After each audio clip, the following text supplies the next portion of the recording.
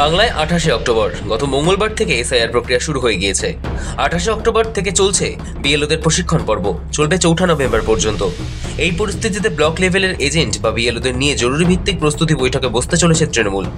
শুক্রবার বিকেলে তৃণমূলের সর্বভারতীয় সাধারণ সম্পাদক অভিষেক বন্দ্যোপাধ্যায় তাতে মন্ত্রী, সাংসদ, বিধায়ক থেকে ব্লক স্তরের নেতাকর্মীদের এসআইআর নিয়ে বোঝাবেন তিনি নিজে।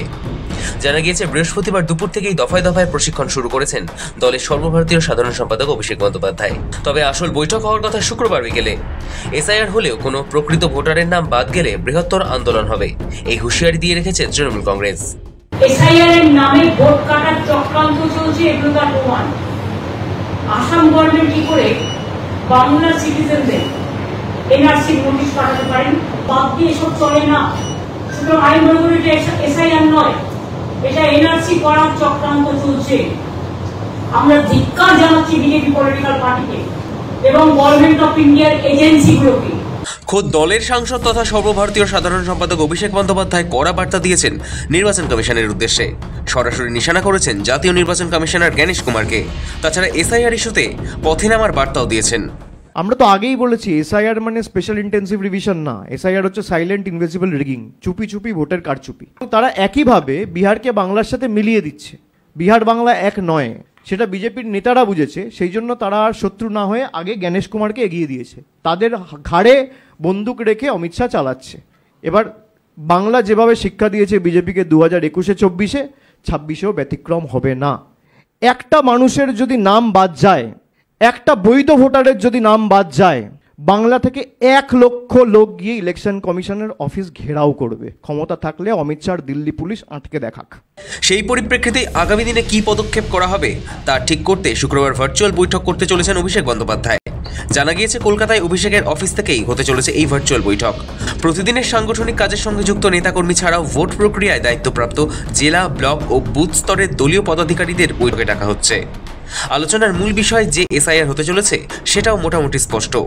ভোটার তালিকায় বিশেষ নিবিড় সংশোধন বা এসআইআর এর জন্য যে সংখ্যক বিএলও প্রয়োজন, সমস্ত বুথে সংগঠন থাকার সুবাদে তা তৃণমূলের রয়েছে।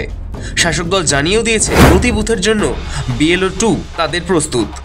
দলের বুথ এজেন্টদের সুবিধার্থে তৃণমূল আরও একটি সিদ্ধান্ত নিয়েছে। এতদিন যারা ভোটার তালিকায় স্ক্রুটিনির কাজ করেছেন, যারা সমস্ত ভোটারকে চেনেন, তারা বিএলও এবং দলের এজেন্টদের সঙ্গে থাকবেন।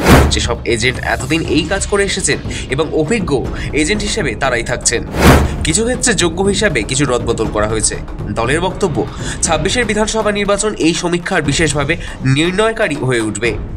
তবে এসআইআর এর মধ্যেও আরও একটি ঘটনায় তোলপাড় রাজ্য। এনআরসি আতঙ্কে সোদপুরের এক ব্যক্তি আত্মঘাতী হয়েছেন বলে অভিযোগ উঠছে। পাশাপাশি দিনহাটায় আরও এক ব্যক্তি আত্মহত্যার চেষ্টা করেছেন। এই প্রেক্ষিতে অভিষেক আশ্বস্ত করে বলেছেন, বাংলায় এনআরসি বা এসআইআর এর নাম করে একজন প্রকৃত ভোটারের নামও বাদ দিতে দেবেন না। আমি আপনাদের করজোড় করে অনুরোধ করছি, হাত জোড় করে সবাইকে, যে আপনারা ভয় পাবেন না, আমরা বেঁচে আছি। এত সোজা না যে বছরের পর বছর, 40 বছর, 50 বছর, 30 বছর ধরে যারা বাংলায় রয়েছে, যাদের বাবা, দাদু, ঠাকুরদা একের পর এক প্রজন্ম বাংলায় রয়েছে, তাদেরকে বাংলাদেশি বলে বাংলাদেশে পাঠিয়ে দেওয়া হবে, এত সোজা নয়। আমরা বুকের রক্ত দিয়ে রক্ষা করব। 4 তারিখ থেকে এসআইআর শুরু হবে। 4 তারিখ থেকে 1 মাস যতদিন ফর্ম বিলি হবে, আমি রাস্তায় থাকবো। আমি আপনাদের পাশে এসে দাঁড়াবো, চিন্তা করবেন না। বিজেপিকে বিধে তিনি এও বলেন, তিনি লজ্জিত একটা রাজনৈতিক দল এতটা নিচে নামতে পারে। এলাকায় বিজেপি নেতারা এলে তাদের ঘিরে ধরে বেঁধে রাখার নির্দেশ দেন তিনি। প্রশ্ন করতে বলেন, সেই বিজেপি নেতাদের পূর্বপুরুষদের সার্টিফিকেট আছে কিনা। এরা ঠিক করবে কে বাংলাদেশ থেকে এসছে, কে পাকিস্তান থেকে এসছে। কেন্দ্র সরকার ভাবছে কি, যখন ইচ্ছা, যাকে ইচ্ছা আমি বাংলাদেশি ঘোষণা করে দেবো, যাকে ইচ্ছা আমি রোহিঙ্গা ঘোষণা করে দেবো। জ্ঞানেশ কুমারের বাবার নাম আছে ভোটার লিস্টে, ডকুমেন্ট দেখাতে পারবে। অমিত শাহর বাবার জন্মের সার্টিফিকেট দেখাতে পারবে। স্থানীয় যারা বিজেপির নেতারা যদি এখানে ঢোকেন, ঘিরে ধরবেন এদেরকে, বলবে বাবা ঠাকুরদার সার্টিফিকেট নিয়ে আয়, তারপর প্রচার করতে আসবে। বাবা ঠাকুরদার সার্টিফিকেট নিয়ে আয়, তারপর প্রচার করতে আসবি। বেঁধে রাখবেন, পোস্টে বেঁধে রাখবেন, হাত তুলবেন না। বলবেন সার্টিফিকেট নিয়ে আয়, তারপর তো দড়ি খুলবো।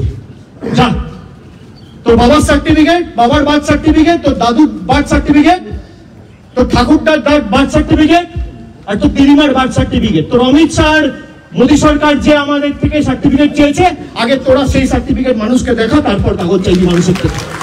তবে কারোর গায়ে যেন হাত না তোলা হয় এই বিষয়ে সতর্ক করে দেন ডায়মন্ড হারবারের সাংসদ। সেসব বিষয় মাথায় রেখেই প্রস্তুতি বৈঠক শুরু করে দিয়েছে শাসক শিবির। দফায় দফায় বিএলওদের নিয়ে দলীয় স্তরে প্রশিক্ষণ চলছে। নেতৃত্বে রয়েছেন অভিষেক বন্দ্যোপাধ্যায়।